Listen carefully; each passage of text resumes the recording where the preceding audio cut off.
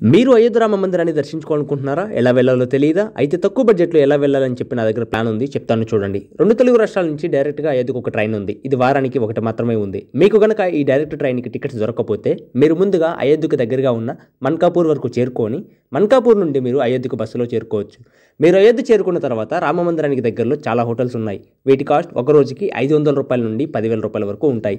లేదా తక్కువ బడ్జెట్లో మీరు ఉండాలి అనుకుంటే అక్కడ ధర్మశాలలు చాలా ఉన్నాయి. వాటి కాస్ట్ ఒక రోజుకి ఒక వ్యక్తికి 100 రూపాయల నుండి 500 రూపాయల వరకు ఉంటుంది. ఇక్కడ మీకు ఈ ధర్మశాలల దగ్గర ఫుడ్ కూడా దొరుకుతుంది.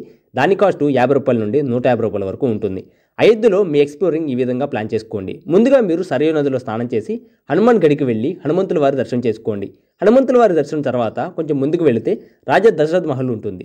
ఇక్కడ కొంచెం సేపు టైం స్పెండ్ చేసి రామ మందిరానికి వచ్చే దారిలో చిన్న చిన్న దేవాలయాలు ఉంటాయి. వాటిని కవర్ చేసుకుని రామ మందిరానికి చేరుకోండి. రామ మందిరంలో స్వామివారిని దర్శించుకున్న తర్వాత స్వామి తీర్థప్రసాదాలు స్వీకరించి రాలేకపోయిన మీ కుటుంబ సభ్యులకి వీడియో కాల్ చేసి చూయించుకోండి. అదే రోజు సాయంత్రం సరయూ నది దగ్గర వెలుగుల కాంతిలో దీపోత్సవం జరుగుతుంది. చూసి ఎంజాయ్ చేయండి. తర్వాత రోజు ట్రైన్లో తిరిగి మీ ఇంటికి చేరుకోండి.